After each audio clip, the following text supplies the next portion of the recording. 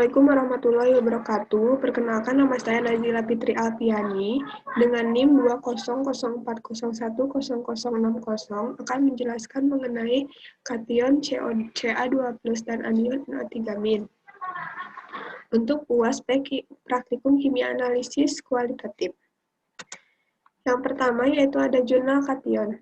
Jurnal kation dengan judul Penetapan Kadar Kalsium pada Susu Bubuk Bermerek H secara titrasi kompleksometrik. Kalsium merupakan unsur golongan 2A atau alkali tanah dengan AR 40,08. Sifat-sifat dari kalsium antara lain logam putih perak yang agak lunak, melebur pada suhu 845 derajat Celcius, terserang oleh oksigen atmosfer dan udara lembab. Pada reaksi ini terbentuk kalsium oksida atau kalsium hidroksida. Kalsium menggunakan air dengan membentuk kalsium hidroksida dan hidrogen, membentuk kation kalsium 2 atau Ca2+ dalam larutan air. Garam-garamnya biasanya berupa bubuk putih dan membentuk larutan yang tidak berwarna kecuali bila anionnya berwarna. Selanjutnya, kalsium merupakan unsur terbanyak kelima dan kation terbanyak dalam tubuh manusia. Terdapat dalam jumlah 1,5–2% dari keseluruhan berat tubuh. Lebih dari 99% kalsium terdapat dalam tulang. Dalam tulang ini, perbandingan antara kalsium dan fosfor hampir selalu tetap dan sedikit lebih besar daripada 2:1. Kalsium merupakan unsur penting untuk kekuatan tulang dan gigi dan terdapat banyak pada sayuran hijau atau kacang-kacangan. Selain itu, kalsium juga sangat penting dalam metabolisme tubuh, penghubung antara saraf, kerja jantung, dan pergerakan otot. Mengkonsumsi kalsium dalam jumlah yang cukup efektif, terutama sebelum tercapainya kepadatan tulang maksimal, sekitar umur 30 tahun. Minum 2 gelas susu dan tambahan vitamin D setiap hari bisa meningkatkan kepadatan pada wanita setengah baya yang sebelumnya tidak mendapatkan cukup kalsium. Yang selanjutnya yaitu prosedur penelitian. Susu bubuk dikeluarkan dari bungkusnya dan digerus sampai serbuk susu bubuk homogen. Kemudian 20 gram susu bubuk dilarutkan ke dalam 100 ml Aquades bebas CO2, lalu ditambahkan 40 ml HCl 10N dan dipanaskan sampai terbentuk 2 lapisan. Kemudian disaring dengan menggunakan kertas saring kering. Filtrat di pipet sebanyak 25 ml dimasukkan ke dalam Erlenmeyer, cek pH lebih dari 12. Jika pH tidak mencapai lebih 12, maka ditambahkan NaOH encer sedikit demi sedikit sampai pH lebih dari 12. Tambahkan 500 mg indikator kalkon. Warna larutan berubah menjadi merah anggur. Lalu dititrasi dengan Na2-EDTA hingga warna merah anggur berubah menjadi biru. Titrasi diulang sebanyak 3 kali.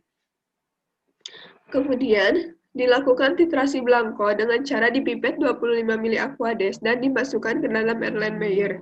Tambahkan 500 mg indikator kalkon, lalu dititrasi dengan Na2-EDTA 0,05 m. Kocok sampai warna berubah dari merah anggur menjadi biru. Tiap mili 0,05 m Na2-EDTA sama dengan 2,004 mg kalsium atau Ca. Selanjutnya pembahasan yaitu ada hasil identifikasi dengan amonium karbonat. Susu bubuk bermerek H diidentifikasi menggunakan amonium karbonat menghasilkan endapan putih.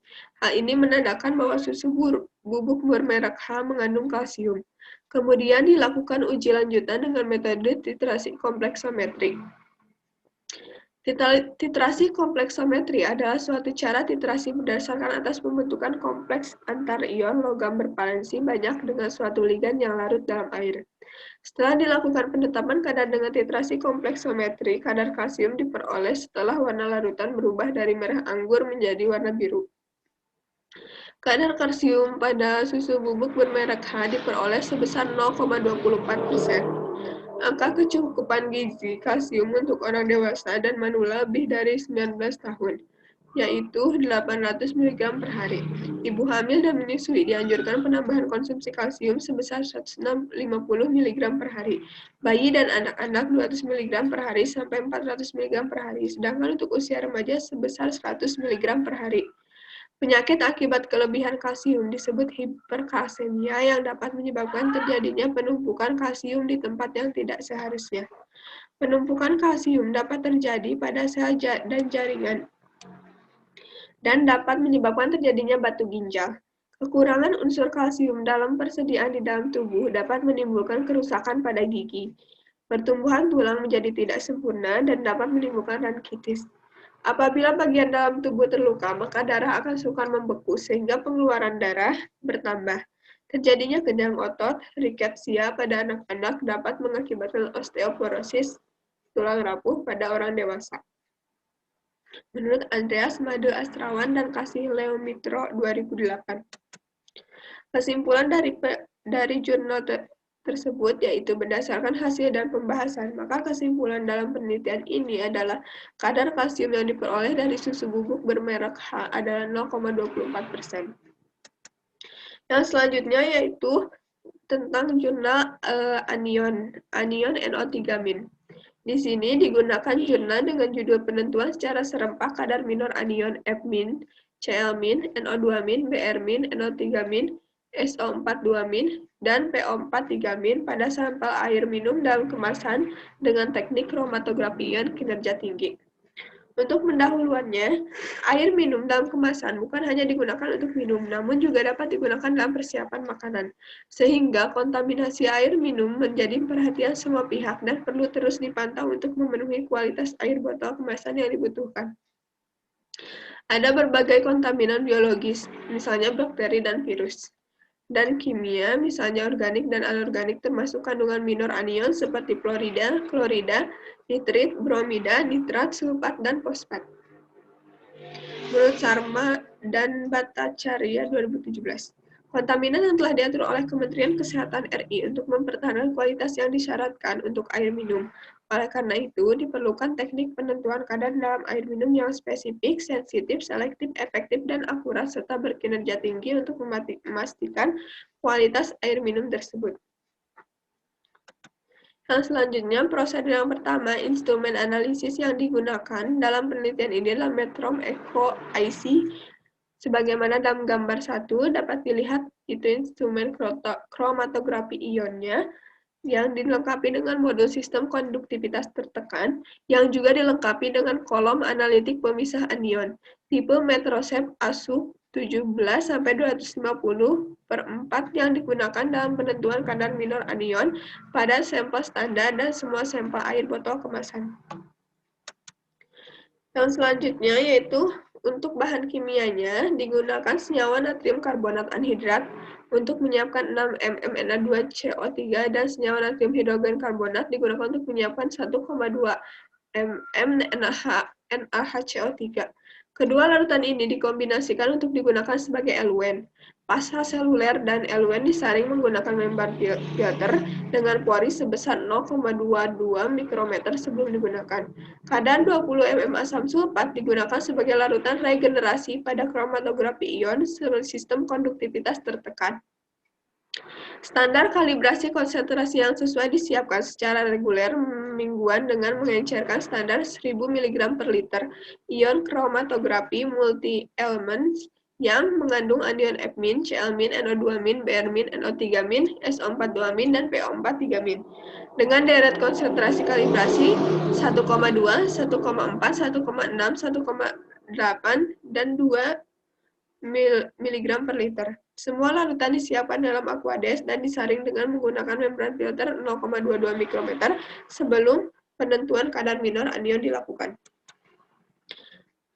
Yang selanjutnya, untuk tujuan penentuan kadar minor anion secara serempak, terdapat 6 merek AMDK atau air minum dalam kemasan yang dikumpulkan dengan mengambil beberapa merek yang tersedia secara komersial di Maluku Utara.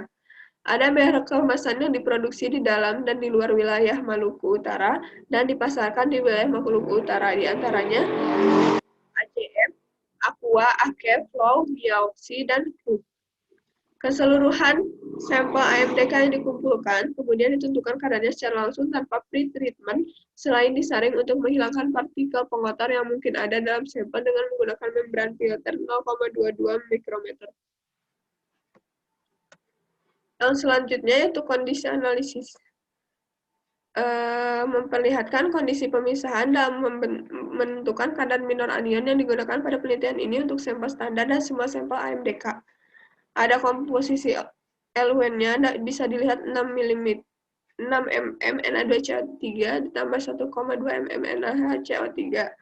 Kolom pemisah metrosep ASU 17-250/4, tipe detektor konduktivitas, kecepatan alir eluen 0,9 ml per menit, tekanan pompa analitik 11,5 MPa, volume loop sampel 10 mikroliter, besaran konduktan eluen 19 mikro S per cm, supresor regeneran 20 mm H2S4.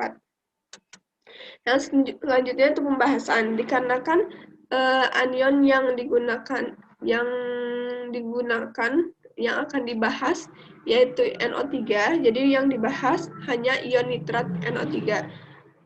Ion nitrat NO3- dan utamanya ion nitrit NO2- dalam air minum juga biasanya mempunyai kadar yang rendah. Akibat dari kontaminasi, kedua anion ini dapat mencapai kadar tinggi dalam sampel air minum bila bersumber dalam tanah dan melewati jenis tanah atau batu tertentu, atau tergantung pula pada situasi geografis dan geologis tanah. Dari sampel yang dikumpulkan, semua mengandung ion NO3- dan terbanyak terdapat pada sampel AMDKD, yaitu sebesar 29,96 mg per liter. Namun kadar ini masih di bawah baku mutu yang ditetapkan dalam Permenkes RI. Ion NO2- juga terdapat di hampir semua sampel yang dikumpulkan, tetapi dengan kadar di bawah baku mutu sebesar 3 mg per liter sebagaimana ditetapkan oleh pemerintah.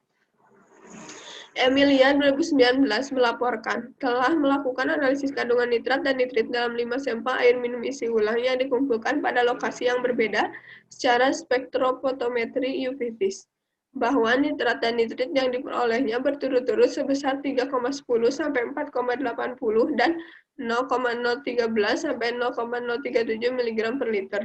Berbanding dengan air sumur atau galian atau air yang terbuka dan kontak dengan udara bebas, terdapatnya ion NO2- dalam air AMDK diakibatkan oleh ion NO2- tidak dapat lagi teroksidasi membentuk ion NO3-. Dapat dilihat hasil penentuan kadar minor anion pada sampel AMDK untuk NO3- ada di masing-masing sampel 2,82, 3,87, 3,02, 29,96, 0,65, dan 7,46. Selanjutnya, kesimpulannya yaitu semua kadar minor anion dalam sampel AMDK berada di bawah baku mutu dan memenuhi regulasi, baik Permenkes RI maupun regulasi internasional seperti US, EPA, dan WHO. Baik ion NO2- maupun ion NO3- tidak ada sampel yang melebihi baku mutu, kecuali pada sampel AMDKD. Ion NO3- diperoleh kadar yang jumlahnya setengah dari baku mutu yang ditetapkan pemerintah. Terima kasih, sekian dari saya. Wassalamualaikum warahmatullahi wabarakatuh.